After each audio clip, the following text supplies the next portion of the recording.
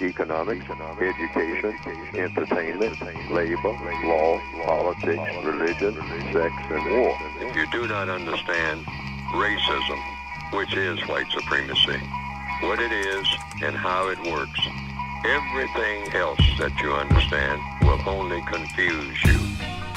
Confuse you. Confuse you.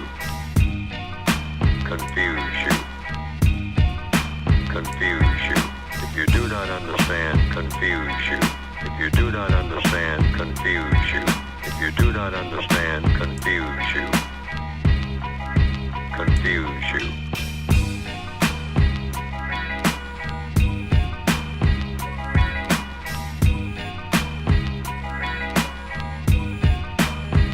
My definition of white supremacy and racism, I use those two terms as synonyms. I use the same definition for both terms. That definition is as follows: a global system of people who classify themselves as white and are dedicated to abusing and or subjugating everyone in the known universe whom they classify as not white. Economics, education, entertainment, labor, law, politics, religion, sex, and war. So, an important way of looking at the problem is thinking about a chessboard, where there's a white side of the chessboard and there's a black side of the chessboard. The game of chess is about white king, checkmate black king. So in the game of chess, white always moves first. So white is moving offense, defense. The black side of the chessboard moves defense, offense. And I think it's an important way to envision the struggle that exists on planet Earth, has existed for the last 500 years. And again, I may not have emphasized, my discussion of racism, white supremacy is not for the purpose of black people hating white people. That it is for the purpose of understanding the power dynamics that exist on planet Earth in our time and for the past 500 years. And so when you sit down to play a game of chess, you don't spend time hating your opponent. You spend your time thinking about mastering and understanding of the game so that you move successfully from your side of the chessboard. And so I envision it's as though black people are on the black side of the chessboard and white people are on the white side. The people who classify themselves as white are on the white side of the chessboard. And so they are making their plays, and all of their plays are about white genetic survival by any means necessary. On the black side of the chessboard, the black side and black people have to counter the system of racism, white supremacy, because it is a system of injustice.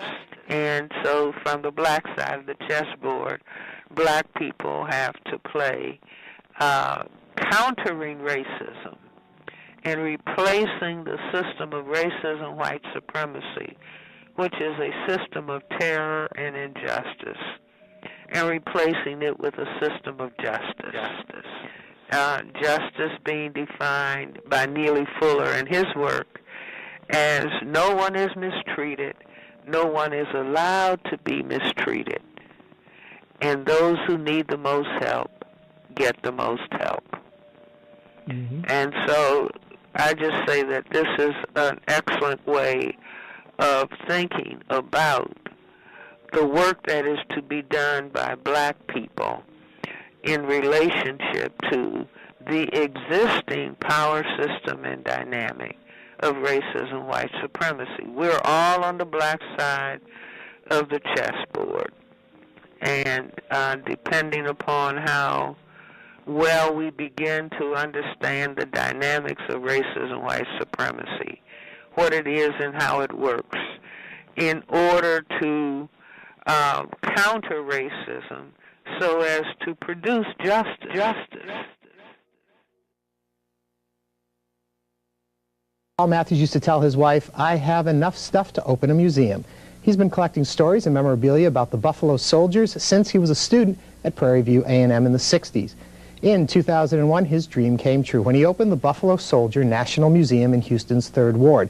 In tonight's Hidden Treasure, we give you an inside look at the story of the Buffalo Soldiers.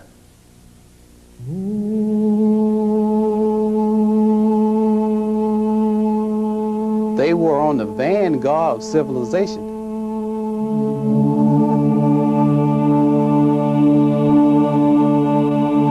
In 1866, anything west of the Mississippi just wasn't for mankind.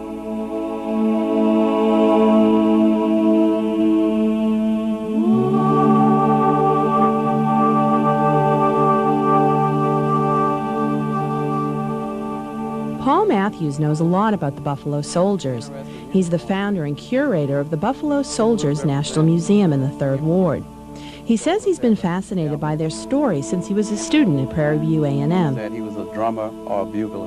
And I read 2 paragraphs in one military book about the Buffalo Soldiers and just became intrigued about these black men in the blue uniform, and it took me on a 35-year journey. Over the years, that journey has meant learning and collecting as much as he could about these brave soldiers and their role in shaping American history. It's a story that many of us know little about. 90% of that time was spent building camps, forts, railroads, delivering the mail, stringing telegraph wires, charting the land. Without the Buffalo Soldiers and the rest of the U.S. cavalry, the westward movement would have been delayed 50 years. Trooper Matthews says the soldiers got their name from the Cheyenne warriors who revered the buffalo. When a buffalo is injured or wounded or cornered, they fight ferociously. He says it was their fighting spirit and the naturally curly hair of some African Americans that led the Cheyenne to refer to these men as the Buffalo Soldiers. The museum uses the story of the Buffalo Soldiers as a starting point for understanding and appreciating all African Americans' contributions to military history. 60% of the memorabilia comes from Paul's private collection. One of his favorite items is this original 1864 trapdoor rifle that was actually used by the Buffalo Soldiers. Now, it's a very, very unique rifle. The rest of the collection comes from donations from private individuals, like this rare book. It's one of the first written by the Buffalo Soldiers. I mean, that was almost brought tears to my eyes. I mean, that had been on our wish list forever. The museum also pays tribute to African American women, starting with Harriet Tubman, and there are a few local heroes in there too. Ruby Carbon, who lives here in Houston. She is in the early 80s. She was a 33-year veteran of the Houston Independent School District and one of the first black females to be inducted into the service in World War II. I think that we can learn the true meaning of patriotism. The Buffalo Soldiers stood up for America when America was not standing up for the Buffalo Soldiers. And if that's not a story to tell, then I don't know what one is. Because it honors the courage and dedication of all African Americans in the armed forces, we have made the Buffalo Soldiers National Museum a Houston hidden treasure.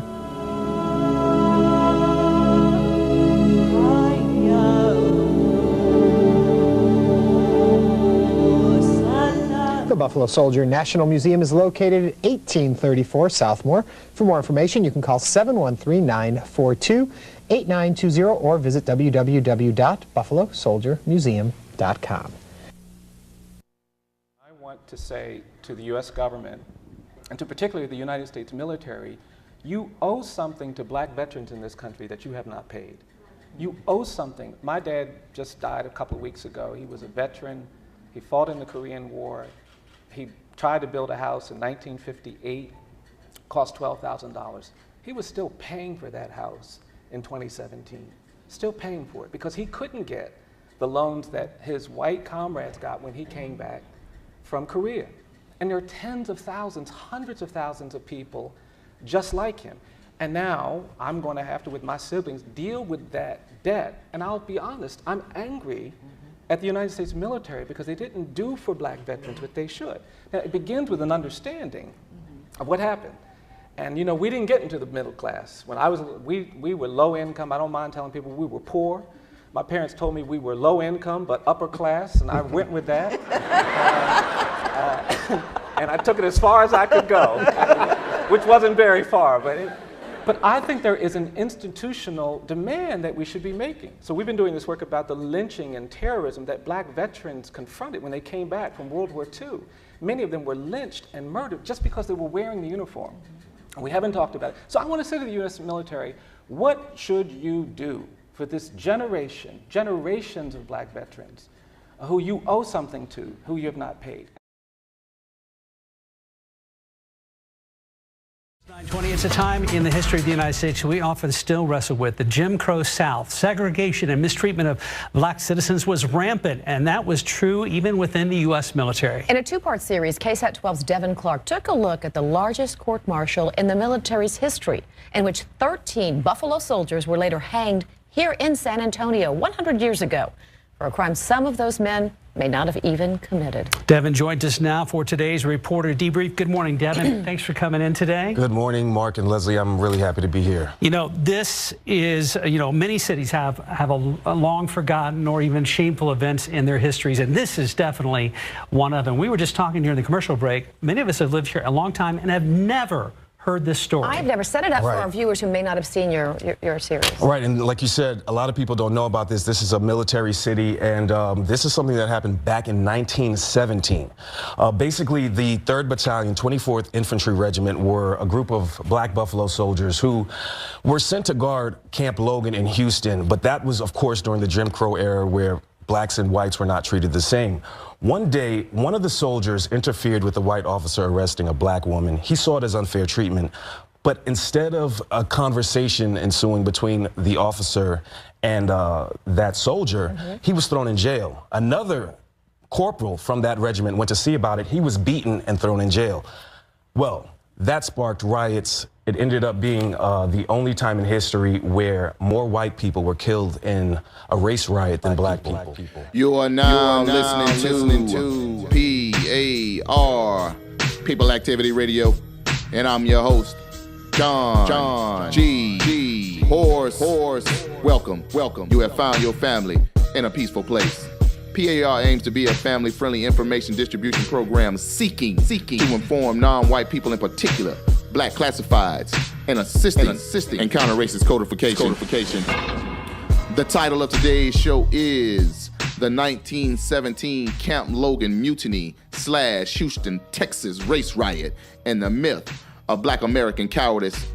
We are continuing our documentation, our decodifying of the suspected racist white supremacist narrative that black Americans were submissive, black Americans were cowardice, black Americans did not have the capacity and or the will to practice counter-racist violence as it pertains to their victim status, their position as the targeted class, the targeted group.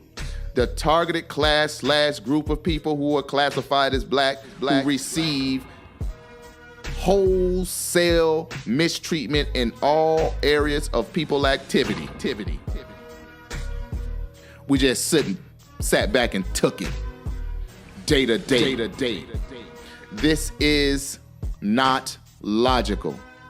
There is no animal on the planet that can sit and take mistreatment without defending itself, without practicing counter-racist violence and or self-defense, or the politically correct term, liberty or death.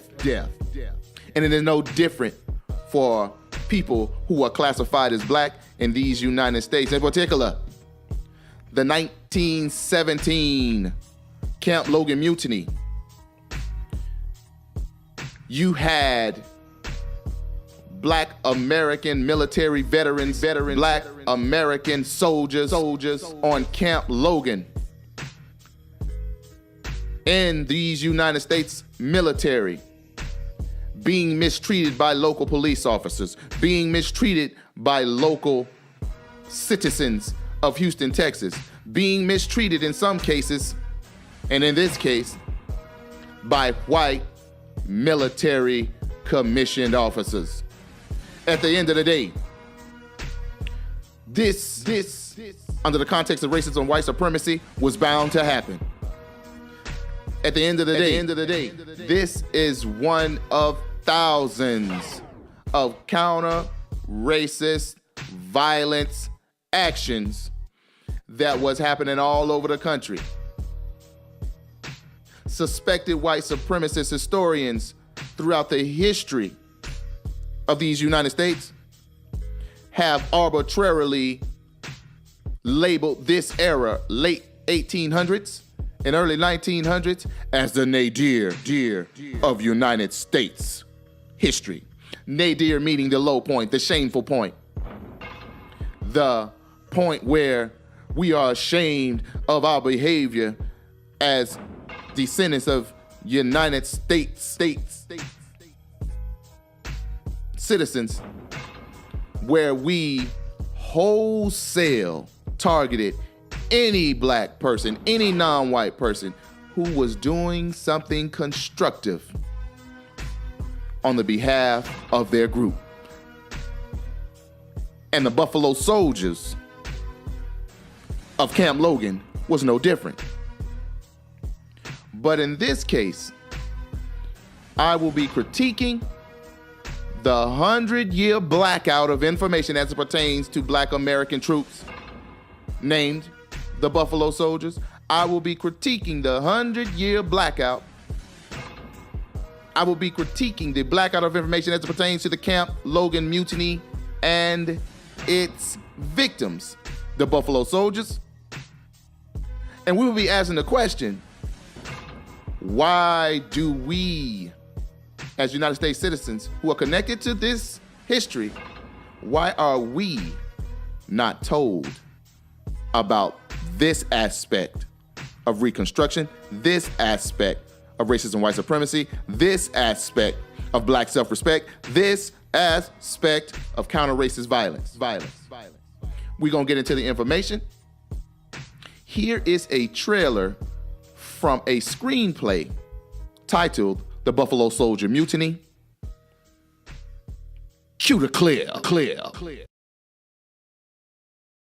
Buffalo soldier, Buffalo soldier. A photograph captures a moment. Will you survive? A newspaper clipping provides notes on the past. Buffalo soldier. But on the stage, history can truly find its voice. Buffalo soldier. It plays on our emotions. It draws in our emotions. It speaks to our spirits, you know.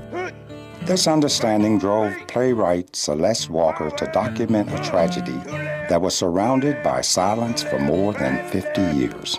It being a military incident, military had a lot of control. They still do. They have their own laws, their own justice. Back in the early 1900s, this was something that they didn't want the public to know about. You know, so they chose to put it under the rug, so to speak. And like a lot of our history, we didn't want to have to pull it out.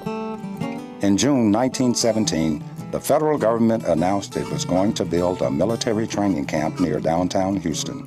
Community leaders were elated. One citizen even hailed it as the greatest prize in the city's history. Both the current and former mayor predicted an immediate rise of 25% in the city's population. Then word came that the first soldiers to arrive would be black.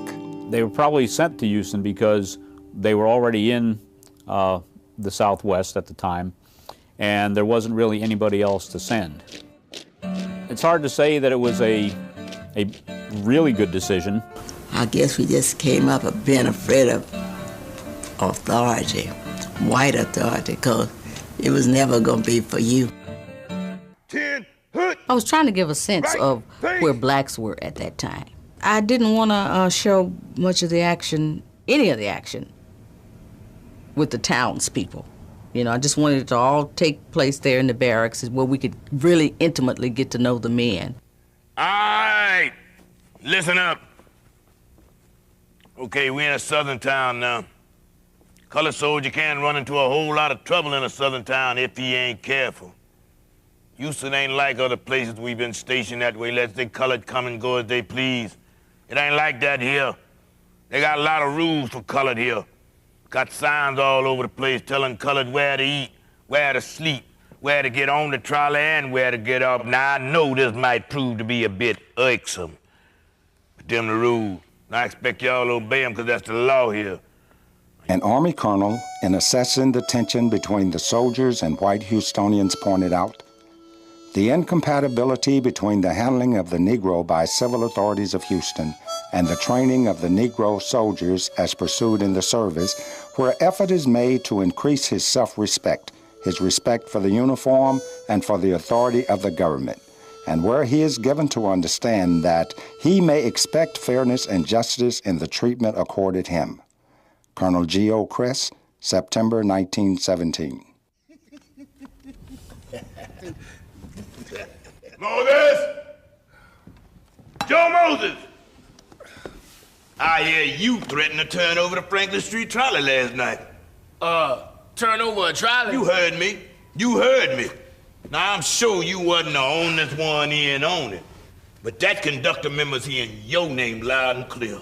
Well, I don't know nothing about turning no trolley call, but I just know it's the last trolley going back to camp for curfew, and a lot of us kind of piled on. It spilled over into the white section of the car. Sergeant McKinney, it wasn't but one white man seated in the white section that time of night, and it didn't make no sense for half of us to have to get off and be late for curfew when we was already on a trolley full of empty seats. I told you not to try to make no sense out these rules. I told you to just obey them. That's all you do. Now, do you understand that? Yeah, I understand. Don't you be bucking me, boy. I'll have you on dirty detail the rest of your life. I think they sent them down. I don't really believe the government knew how bad it was, but they sent them down to Texas thinking that maybe they might make a difference, you know.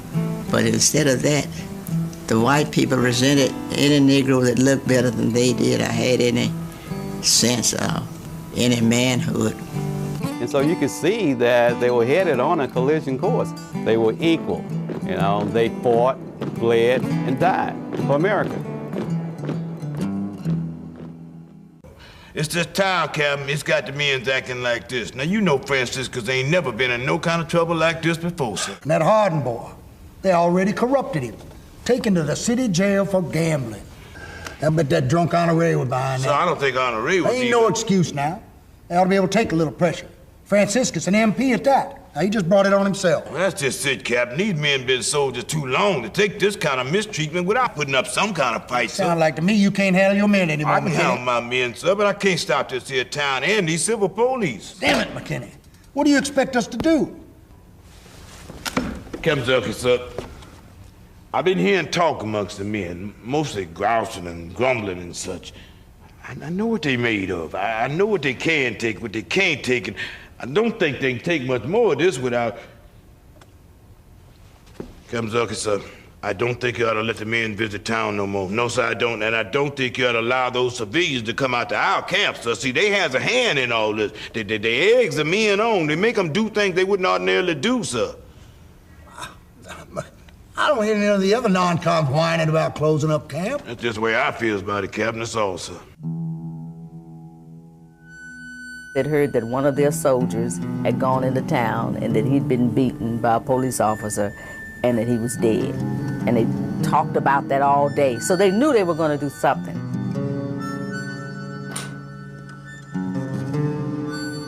We had a neighbor, and she was very, very light-skinned. Her boyfriend told her earlier in the day, don't come out tonight because there's going to be trouble tonight and we're going to be shooting at everything that's not black.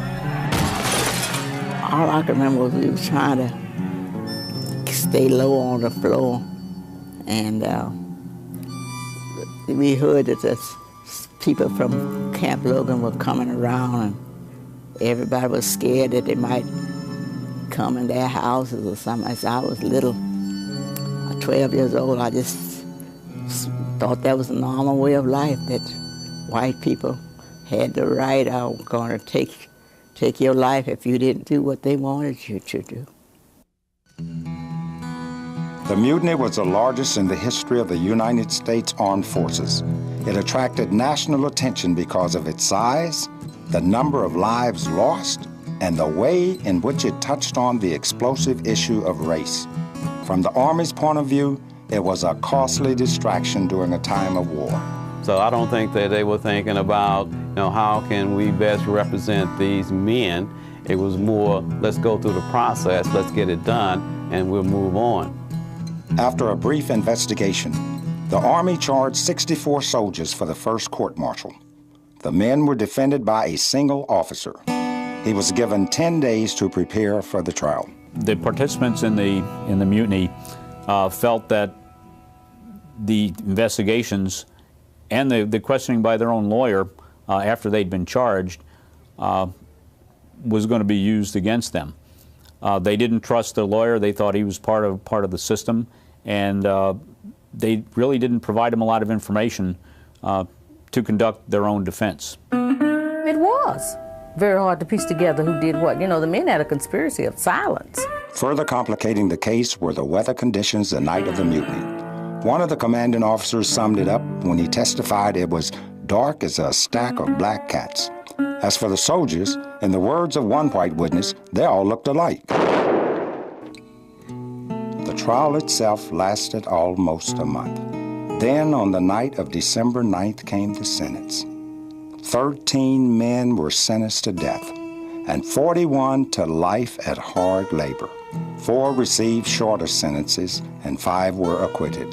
The only appeal or review was by the commanding general of the Southern Department. His office was only about a quarter of a mile away from where the trial was being conducted. So once he reviewed the case and approved the sentence, it would be carried out within hours, and not more than about 1 or 2 days. The men's request to be executed by a firing squad was denied. 2 days later, at dawn, they were hanged. The Army carried out the execution in secrecy.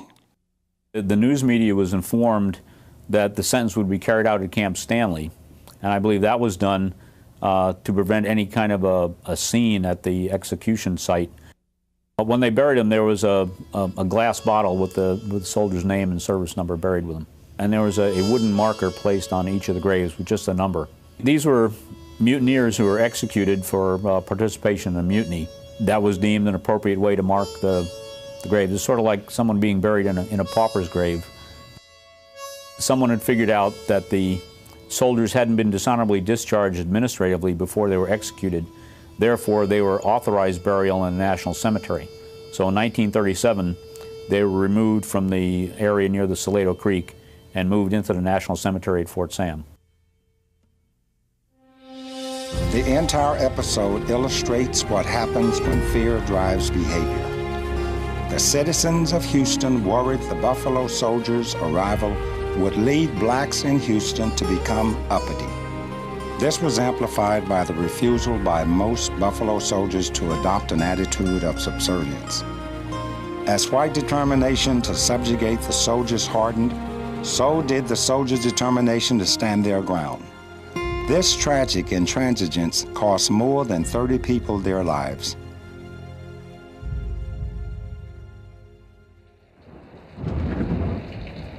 Buffalo Soldier, Buffalo Soldier, will you survive in this new land? Buffalo Soldier, Buffalo Buffalo Soldier. And there you have it. That was the trailer for the screenplay titled Camp Logan, An American Tragedy, written by Celeste Bedford-Walker. And I want to give kudos and a black self-respect salute to author of Camp Logan, An American Tragedy, Celeste Bedford-Walker. And this is why. Under the context of racism, white supremacy, when we are informed about the Camp Logan Mutiny,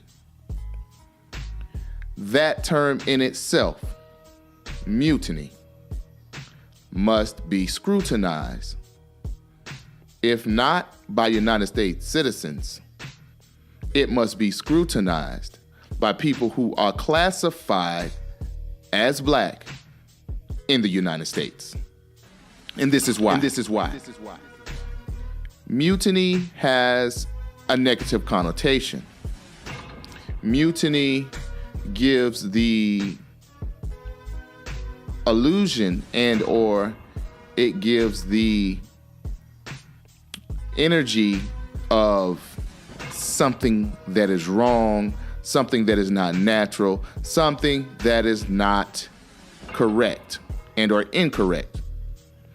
But in the case of Camp Logan, as it pertains to the Black American soldiers, the Black American veterans during World War I, there to protect the city of Houston. Even though the citizens of the city of Houston who were classified as white don't want them there. Even though the citizens of Houston who are classified as white mistreat them. Even though the citizens of Houston who are classified as white terrorize them. They are there to protect the citizens of Houston. Black, and white. And when going into the city of Houston, it's almost as if they were going behind enemy lines. And under the context of racism, white supremacy, as Neely Fuller says, the system of racism, white supremacy is a prison. And you must treat every encounter with suspected race soldiers as if you are being captured behind enemy lines by the opposition. And as it pertains to the Camp Logan Mutiny, the Camp Logan counter racist response of violence. There was a woman sitting in her home. She was in her home ironing clothes. She was getting ready to go to some type of function. I don't know what type of function. And to inform listeners, there are many accounts, just like all of these racial conflicts in the United States of America. There are many contradicting accounts. You don't know what is true, what is false. All you can do is gather the information and come to a logical conclusion from your perspective, from an informed perspective or a misinformed perspective in most cases, because a lot of the suspected white supremacist news publications did a doozy as it pertains to misinformation. Because they weren't selling no papers to people who were classified as black, I can tell you that right now. And it pertains to Camp Logan, filled with black American troops who we kind of understand that the white population of Houston did not approve of. There was a woman in her home ironing, and she was scantily dressed. She was in her room ironing the clothes that she was actually going to put on for the function. Home, house coat, bonnet on the head, what have you. A black woman on the black side of town. And there were two police officers outside of her home in the black side of town that was chasing a suspect that they suspected was gambling or running numbers or something. It was something that they were chasing him for.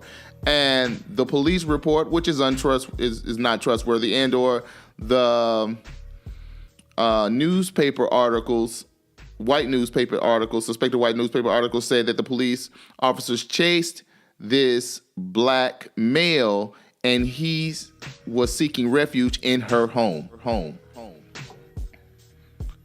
They burst into her home where they found only her, the black woman, ironing in her nightgown or house coat, whatever she had on.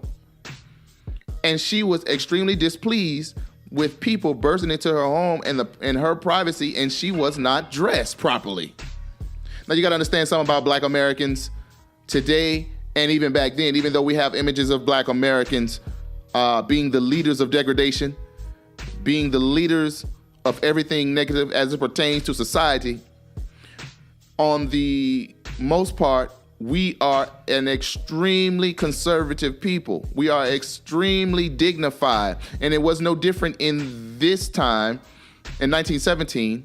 This woman's in her home. She don't want anybody seeing her in that state. She became upset, rightfully so. So she told the police officers, hey, get out of my home. They say, oh, we chasing somebody. This is what the reports say. I suspect this is not true, but this is what we were given. So I have to use the information that I have and have to come to some type of logical conclusion. So I digress. Rightfully so, the woman is like, get out of my house. You have no right to be in here. The suspected white supremacists, suspected race soldiers, pretending to be police officers, then began to accuse her of harboring suspects. She said, I don't know nothing about no suspects. Y'all need to get up off my house. This is very disrespectful. You don't see nobody, but y'all still up in here. I don't appreciate this. I am not properly dressed. You are disrespecting me as a human being. You are disrespecting me as a woman. What type of men are you to come up in here disrespecting me like this? Now, I suspect this well-known race soldier, and I forget his name, don't need his name, but he was a well-known race soldier around the black community of Houston. He used to brag about loving knocking black people upside the head to get their heart right. He was an open white supremacist, known Klans member, known to kill, maim, and mistreat people who classified as black. He loved his beat because he would wake up in the morning, eat breakfast with the sole purpose to go and mistreat people classified as black, and he was in the black community. So I'm giving you that context so you can understand the black woman's understanding of who was up in her house. This was a known race soldier pretending to be a police officer. So they began to gaffle up the woman who did nothing wrong other than display black self-respect, telling her to get up out her house. Now, what charges they were arresting her on, I don't know. It doesn't matter because they white and they say so, and we are under a system of racism and white supremacy. And they are race soldiers with a full military arm of the local police department to back up whatever they do. In this particular case, they were pulling the black woman out of her home. They pulled the black woman up out of her home, and she was struggling and screaming and defending herself. Now she's outside, not dressed properly. And here comes the rub.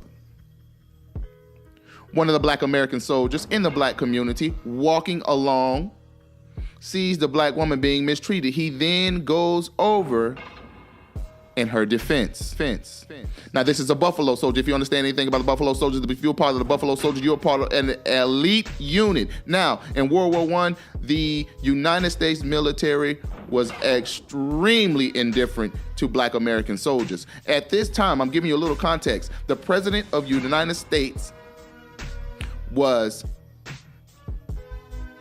Woody Hoodie Woodrow Wilson. And I say Woody Hoodie because Woody Hoodie was an open white supremacist president.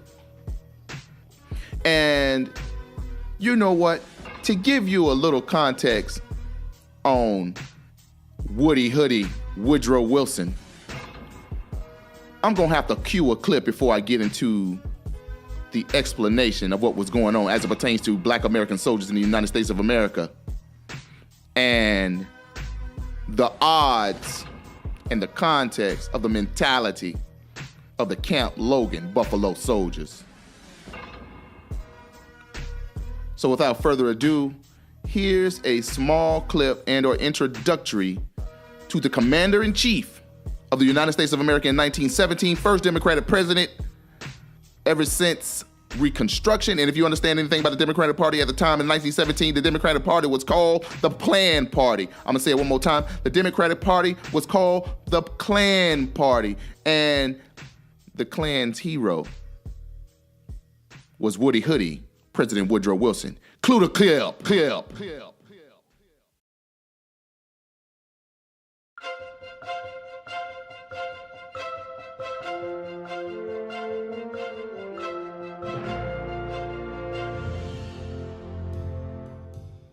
On April 11th, 1913, recently inaugurated President Woodrow Wilson received a plan from Postmaster General Albert Burleson to racially segregate the railway mail service.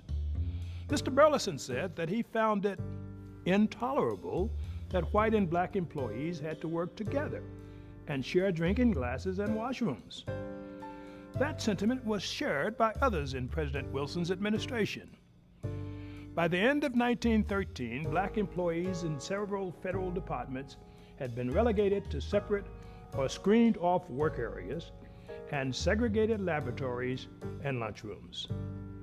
In addition to this physical separation from whites, black federal workers were appointed to menial positions or reassigned to jobs slated for elimination. Although implemented by his subordinates, President Wilson defended racial segregation in his administration as in the best interest of blacks. Segregation in federal employment was seen as the most significant blow to black rights since slavery, and seemed to signify official presidential approval of Jim Crow policies in the South. After backlash that included organized protests by the NAACP, segregated laboratory signs were removed, but discriminatory customs persisted, and there was little concrete evidence of actual policy reversal. Yes, indeed. That was a brief clip giving a little context to who was the Commander-in-Chief of these United States of America. And it was the infamous, the well-renowned, the self-proclaimed racist, white supremacist President Woodrow Wilson, who I like to call Klan's Hoodie Woody, President Woodrow Wilson. And I call him Klan Hoodie Woody because he was the president who screened the first blockbuster film which created Hollywood as we know today, called The Birth of a Nation. If you know anything about The Birth of a Nation film, The Birth of a Nation is a film romanticizing the Confederacy of the South, the treasonous Confederacy of the South who seceded from the Union. The Union is what we call the United States of America. The President of the United States was the person who screened the movie The Birth of a Nation, which romanticized the Confederacy, and the protagonist of the film was the Ku Klux Klan. The Ku Klux Klan came into the South and saved it from annihilation, saved it from degradation, saved it from the Negroes taking over. Woodrow Wilson was a Confederate sympathizer. Woodrow Wilson had strong Southern ties. Woodrow Wilson was friends, college colleagues with the author of The Klansman, and his name escapes me now, but I know his last name is Dixon. If you Google The Klansman, you will find the name of this person. This man was a straight no chaser, stone cold racist white supremacist. And The Klansman's novel, which turned into a play that was being shown in theater, which created controversy throughout the United States. Wherever it was being played, there was all types of riots, aka race battles within the United States of America, where the theater play called The Klansman was being played, and then it became a motion picture, a blockbuster motion picture, not just a blockbuster motion picture, the first blockbuster motion picture, which created the first $1 million moguls of what we know now as the institution of Hollywood. Endorsed, backed, and supported by the United States White House, Confederate sympathizer, Woodrow, Klan's hoodie Woody Wilson, President Woodrow Wilson. In 1917, President Woodrow Wilson was the president of the United States. Under that context, now I got to tell you about the Buffalo Soldiers. You understand me? Because a lot of people call this a tragedy, which it was, because there were innocent people caught in the crossfire. But as we know, during wartime, that's always the case. And when we're talking about the system of racist and white supremacy, it is war being waged against people classified as white. The system of racist white supremacy spins midnight oil, burns midnight oil, disarming black people, creating a subservient class of people who do not believe in counter-racist violence, creating a subservient class of people who do not believe in self-defense. They believe in, no, they don't believe in it. They are conditioned to accept cheek turning. They are conditioned and accepting loving your enemy. They are conditioned to accepting wholesale forgiveness of people who are wiping you out. But that has never been the case for people who are classified as black. As much as propaganda is thrown our way, as much as religious rhetoric is thrown our way, as much as creatures put in our face called black leadership, which in most cases are regurgitating rhetoric given to them by their white handlers. As much as we have been conditioned to receive this genocide silently, there's never been a time in the history of white supremacist expansion, better known as colonialism, where people who have been classified as white, where people who have been classified as black, hasn't practiced counter-racial, counter-racist violence. And this story of the Camp Logan Buffalo Soldier is no different. This event is just one and the same of the repeated efforts of ancestors, of my ancestors, of people who are classified as black ancestors, the repeated action of counter-racist violence. So the woman is pulled out of a house. The Buffalo Soldier is walking in the black community. They're on the black side of town. This is a well-known race soldier that is pulling the black woman outside of the house. The Buffalo Soldier who probably have had encounters with this race soldier. If you understand the context of racism, white supremacy, these people were extremely terroristic against the Buffalo Soldiers, as the clip of the trailer of the screenplay had said. He walked outside of the house. He was walking outside, and the woman was being gaffled up by the suspected race soldier pretending to be a police officer. And it was like, man, take your hands off that woman. What are you dragging her up out of the house for? Here you go again with that mess. Now, this is me talking. This race soldier pretending to be a police officer who is known to mistreat the citizens, the black American citizens of Houston, Texas, probably said something crazy, filled with a bunch of racial epithets, and there was a scuffle. At this point, the two police officers probably touched the brother up, but the brother probably was touching them up. Now, let's look at this in real-time context. What is he doing? He is protecting the black woman. The whole issue, the whole thing started by this black American man doing what he's supposed to do. Under no circumstances do you let another group gaffle up your woman, mistreat your woman, pulling her out the house. She's not even fully clothed. They could have showed her some type of courtesy if she did commit a crime to put on the proper garments. And this is what this Buffalo Soldier was witnessing. Now, there are many accounts of this story, and you can get the names, but I'm not here to give you specifics and give you names. You know the event. The Camp Logan Mutiny, 1917, Houston, Texas riots. You can get all those particulars all you want to, but I'm giving you the counter-racist perspective. Because we don't get this. We need to control the narrative.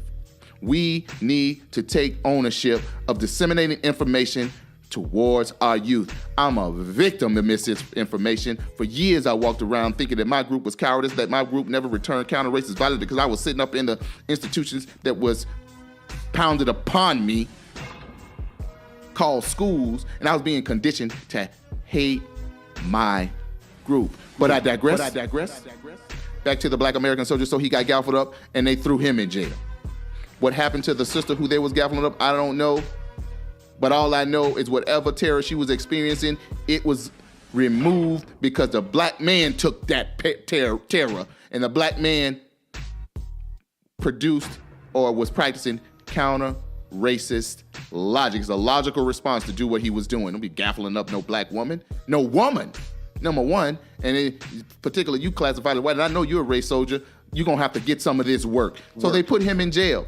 There was his corporal who heard about the incident and came to ask the suspected race soldier, hey, what do y'all got one of my privates locked up in jail for? I hear that there was a misunderstanding. Can we resolve this issue? This race soldier just took offense to a black man coming to him in uniform, clean, displaying black self-respect, coming at him, articulating, resolving the issue. But there is no resolving the issue of racism, white supremacy. Understanding that there is no solving this issue because this system is dedicated to dominating people who they have classified as not white, in particular indigenous, autochthonous, origine people who have been classified as black worldwide. And in this case, you were not talking to a police officer. In this case, the corporal was not talking to an officer of the law. In this case, the corporal was talking to a race soldier pretending to be a peace officer.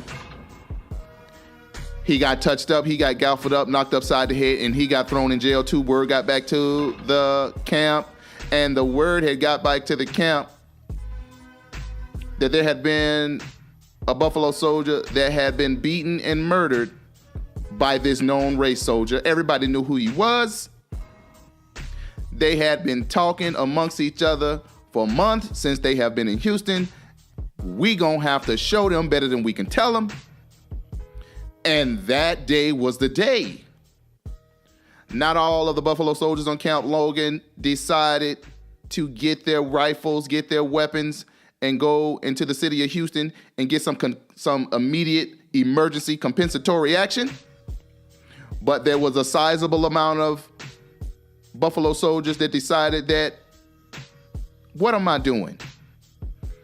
I'm fighting for this country and I can't get no respect. Well, I'm going to take my respect. I'm going to get me some liberty or death. Now, I gave you a little context when I described who the president of Woodrow Wilson was. President Woodrow Wilson was a straight, no-chaser, known white supremacist. His cabinet was a white supremacist cabinet. His administration was a white supremacist administration. So I gave you that context to let you know that any of those Buffalo soldiers on Camp Logan who decided to get their guns and go out into Houston and to kill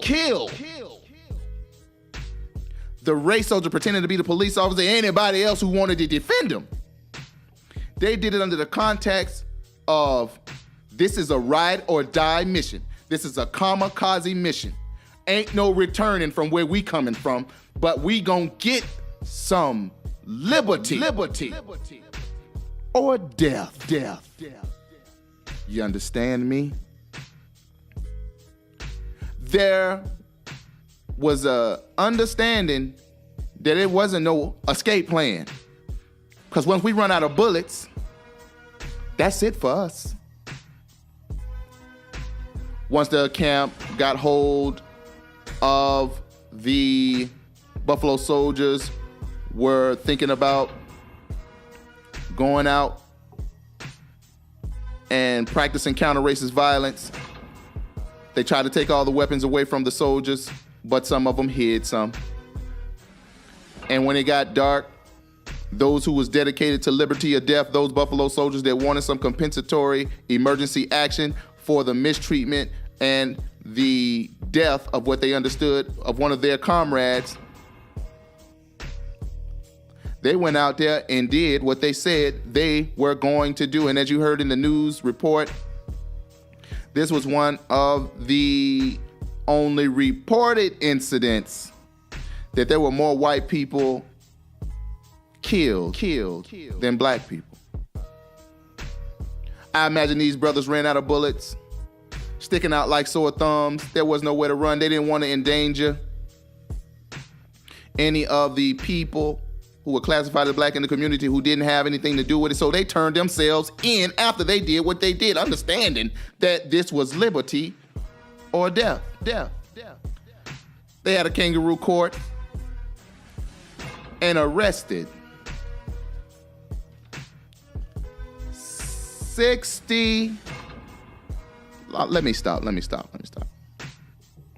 64 soldiers. There ain't no 64 soldiers was out there, but this was a message that the white supremacist regime was sending to militant Negroes.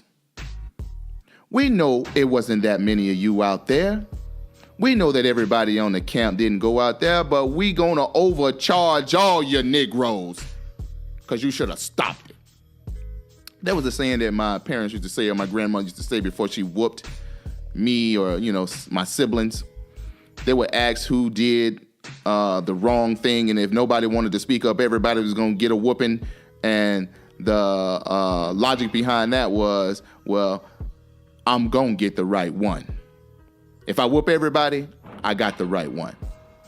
There was no evidence, there was no witnesses, there was no descriptions, and most of the white people's accounts, because they were not interviewing black people as it pertains to this case, if they did do any interviews, there were 5 suspected race soldiers pretending to be police officers that got killed, and I suspect those were the 5 police officers that had something to do with the mistreatment of the Buffalo Soldiers that they beat up and threw in jail. And I'm sure there were vigilante whites thinking that they can just come out there and talk down and shoot down these Buffalo Soldiers, but these were military-trained black American soldiers. They was waiting and loved it. You got to understand, this is during World War I. You had black people abroad, fighting abroad for the United States of America. You have black people part of the United States American military fighting for themselves on the soil of the United States of America. Do you understand me? This was a racial battle. And in this case, you had military armed Buffalo Soldiers on Camp Logan that was practicing counter-racist violence. They had been being mistreated ever since they set foot in Houston. They probably would be getting knocked upside the head, and sometimes some of the troops were being lynched, beat up, touched up, the whole 9 yards. This was a natural thing. This was bound to happen. And of course, they all were found guilty. 13 Buffalo Soldiers were hanged. 41 Buffalo Soldiers were given life in prison with hard labor. And I believe a couple of more were given lighter sentences and eventually got the hell up out the South. In this case, the 13 soldiers that were hanged, they did not get due process. They didn't get proper appeal. They didn't get proper representation. Their rights as United States citizens, I believe the 14th Amendment rights were just completely stomped over. And you can correct me on the amendments. The toilet paper, the amendments, it doesn't really matter when you classified as blacks. You don't got no rights. The legacy of the United States of America let you know that. The only right you have is what you do at the time that you do it. And in this case, these Buffalo Soldiers exercised their rights. They had to to practice counter-racist violence. They had the right to practice liberty or death. They had the right to practice self-defense. And the thing that gets to me as a grown man, 64 soldiers arrested. The 13 that got hanged, 9 times out of 10, nobody know who did what. Some of those 13 that got hanged probably had nothing to do with the incident. Probably stayed back at the camp, probably stayed back at the barracks. But do you know that these men had a code of silence? Don't talk to nobody white. Whatever happened, happened. This was an elite unit. This unit had a legacy of supreme service. This was equivalent to so-called ninjas.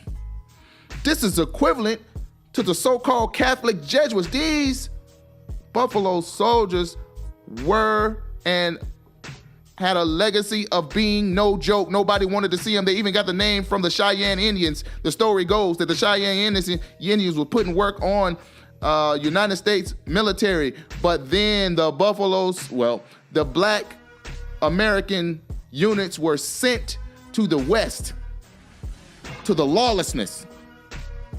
And the black American troops were named Wild Buffalo, and that was a name of respect. The Cheyenne Indians said that even when outnumbered, these soldiers who had curly hair and dark brown eyes like the buffalo never back down. We're gonna have to reevaluate our conviction. You understand me? We're gonna have to evaluate our strategy when we come across these bronze black American soldiers. But we're gonna identify them in a time of conflict as Wild Buffalo, currently translated into the Buffalo Soldiers. I mean, they got their name from the passion and intensity and bravery and tenacity that they brought to the battlefield. Now, this is all under the context of not even Jim Crow, of just anti-black propaganda going on about black men and women that we scared and cowardice. Ain't no cowards. But I digress. So under this context, these 64 black American soldiers are in this court-martial, the largest court-martial in the history of the military. Nothing was reported. Nobody knew what was going on until the 13 were executed. And these cold soldiers, they didn't cry. They didn't whine. They say, if you're going to take us out, all we request is to be killed by a firing squad like soldiers. Wow. Where is the movie? All is Braveheart, all is Rocky. Where is the movie? And I'm talking about done with high-level production. It doesn't get any better than this as it pertains to disproving the myth of Black American cowardice. Ain't no Black American cowardice. You understand me? So, there was nobody in the military that came in defense of these soldiers who had endured unbearable mistreatment by the city of Houston, who they were sent there to protect. Are you following me? That being said, the code of silence in itself is amazing to me. Meaning, loose lips sink ships. We're not speaking to the lawyer. We're not speaking to the press. We're not speaking to nobody. Do what you're going to do. If you're going to take us all out, take us all out. Even though some of them didn't do a darn thing. Ride or die. Their request for a firing squad was denied, obviously, because 13 were hanged. But that just shows the disrespect, the parasitic mindset of the people who classify themselves as white and have the power to practice racism, white supremacy. That being said, at the end of the day, it's our responsibility to give these stories to our youth, to give this constructive information to ourselves. There is no one coming to save us. There is no cavalry coming. But I will say this. On that day in 1917 in Houston, Texas, the Buffalo Soldiers was the cavalry for the black citizens that day. And to the Buffalo Soldiers, black, self-respect, salute. This is a reading and or an excerpt from curator of the Buffalo Museum in Houston, Texas, Angela Holder. And she's reading an excerpt from the book called A Night of Violence. Again, she's the curator of the Camp Logan exhibit at the Buffalo Soldier Museum found in Houston, Texas. And this is her at the Save Texas History Symposium, Texas and the Great War. I think this was something that was presented by the Texas General Land Office, and she was giving her perspective on this symposium. Cue the clip. I'd like to start out with the execution. This is taken from Dr. Robert Haynes' book, A Night of Violence.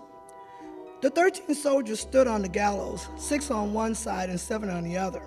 The condemned men were composed, looking straight ahead as their caps were neatly placed on their heads and the nooses were adjusted around their necks. At 7:17 a.m., the official hour of dawn, though none of the sun's rays had not yet penetrated the overcast, the colonel signaled the command of execution by bringing his arms down. Under the platform, the 12 executioners hit the levers, and the 13 men plunged 9 feet to instant death. As the 2 long trapdoors dropped on their hinges, there was a loud thud, and the heavy beams trembled. No word was spoken, and all was over in less than a minute. There seemed not to be a struggle by any of the men. One witness, as he recalled, their hands were not clenched, and their muscles seemed to be relaxed in death. The soldiers had not met death with neither bravado nor fear, but in a courageous, dignified manner, which seemed to almost mock the Army's elaborate security measures. To the end, the military had prepared for trouble from either the soldiers themselves or from other Black Americans who might wish to see the men freed. While the corpses lay on the ground, the doctors conducted a second and final examination. Mexican laborers then removed the hangman's knots. 2 or 3 of the knots were so tightly jammed by the impact that it took between 20 and 25 minutes to unfasten them. The laborers then placed the corpses in the coffins, each with a soda water bottle containing a typewritten slip of paper with name, rank, and a notation. Died December 11, 1917 at Fort Sam, Houston. And there you have it. No squirming, no sniffling, no whining, no begging, no scratching, no tapping, no boot licking. Liberty or death. Buffalo Soldiers. Camp Logan. 1917 Houston, Texas riots was nothing but counter-racist violence, logic, nature, correct. That's my perspective. That's my black self-perspective. And I hope I have contributed to less confusion.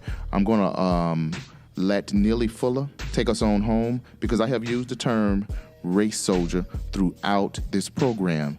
And to give you an understanding of what I mean by race soldier under the context of racism and white supremacy, here's Neely Fuller Jr.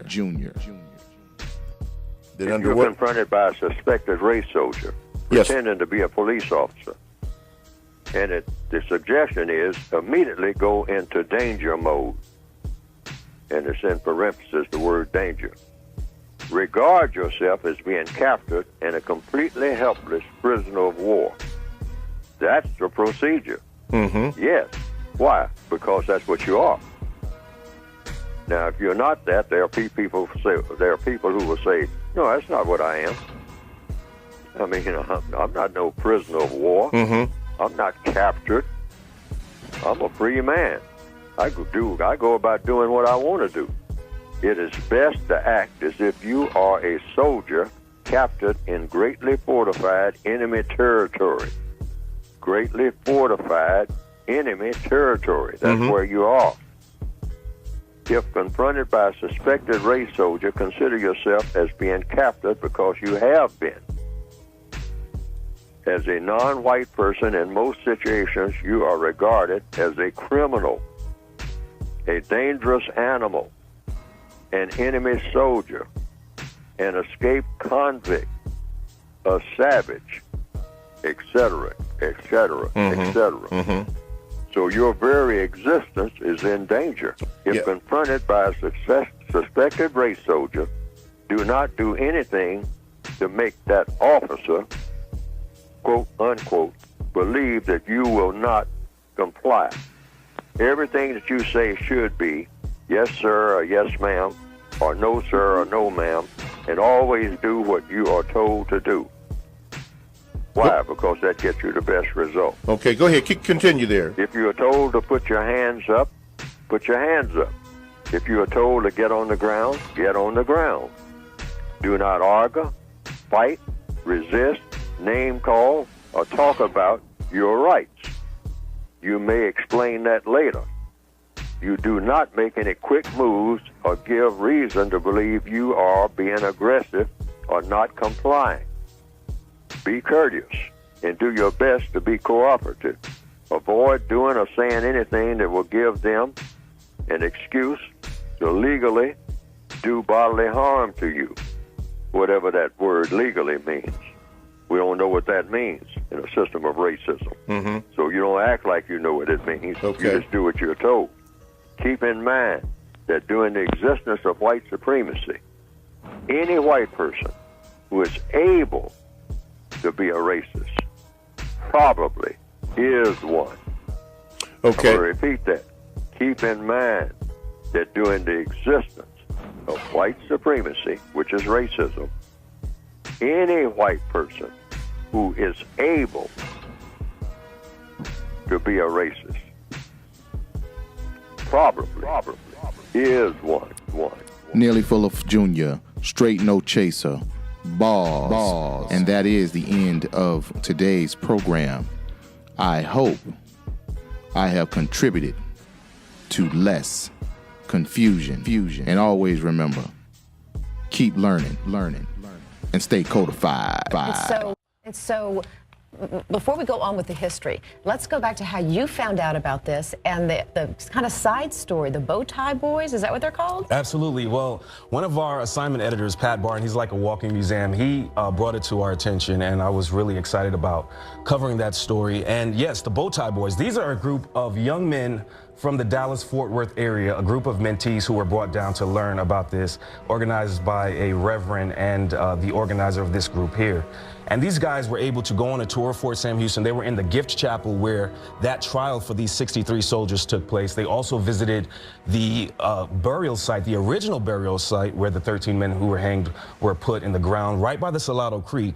And they also, after that, went to the actual cemetery where these men were eventually reburied, the Fort Sam Houston Cemetery. All right, so of the men that were convicted, some got prison sentences, 13 were hung. Right. And the site where they were hanged is now present day? It's a golf course. It is a golf course at Fort Sam Houston, and it's really interesting to see the dynamic because when I visited the golf course, I saw people of all races playing golf, enjoying that pastime, but 100 years ago, that was not the case. Was that an eerie feeling knowing what happened there 100 years ago? I got goosebumps, honestly, because I'm here reporting on this story as a black person, and I wouldn't have had that right back then. Well, and one of the things, too, that I thought was interesting is how swiftly they carried out these sentences. That is another thing, and that is what people are trying to kind of change right now. These men were they were sentenced on December 9th. 2 days later, they were hanged with no due process. They did not have the chance. Nope, none of that. They were hanged. They were carried out in the night, and then before dawn on December 11th, 1917, all 13 of them were hanged. Now, you, as part of this, visited the Buffalo Soldier Museum in Houston, which a lot of people may not know about in itself as well. What was that experience like, Devin? That was a really interesting experience because there I actually got to speak to the great niece of Corporal Jesse Moore, who was considered noose number 7. That's what they classified him as, and he was in plot. Heartbreaking to see the video of that, the pictures. Yes, yes, it was very, very touching. But she told me a lot of the history that went on there, and she also told us about posthumous pardons that she's trying to get for these 13 men because they were not given due process. As you mentioned, Mark, later on some of the men were jailed and others were hanged as well, but they were given due process, a lot of them. These 13 men were not, so that was the whole goal of what she was trying to All of this happened here in our backyard. It happened here. And they finally were buried at Fort Sam Houston, but their headstones look a lot different than other soldiers. Right. If you look at their headstones on Fort Sam Houston, it's very easy to identify them because all it has is their name and their date of death. It doesn't have their military unit. It doesn't have their rank. It really doesn't let you know who these men were or what they did because before they came to Houston to guard Camp Logan, these men served. These were the men who chased down the outlaws. They helped that Western movement. They helped us be able to civilize the West. So many wrongs that still need to be made right, and I know you'll continue to keep us posted as this progresses. And if you at home have not seen the series, please go to KSAT.com. There's 2 different stories. Both of them are just, they're heart-wrenching, eye-opening, and so educational. Thank you for joining us. Devin, thanks for coming in today. We appreciate it. We know our schedules are opposite. Yeah, no, we I had my coffee, so I'm good. Good. We highly recommend. Thank you, Devin. Education, entertainment, labor, law, politics, religion, sex, and war. If you do not understand racism, which is white supremacy, what it is and how it works, everything else that you understand will only confuse you. Confuse you. Confuse you. Confuse you. Confuse you. If you do not understand, confuse you. If you do not understand, confuse you. If you do not understand, confuse you. Confuse you.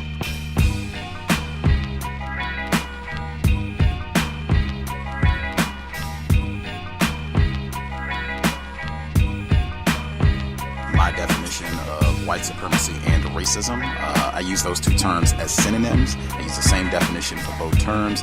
That definition is as follows: a global system of people who classify themselves as white and are dedicated to abusing and or subjugating everyone in the known universe whom they classify as not white. Economics, education, entertainment, labor, law, politics, religion, sex, and war.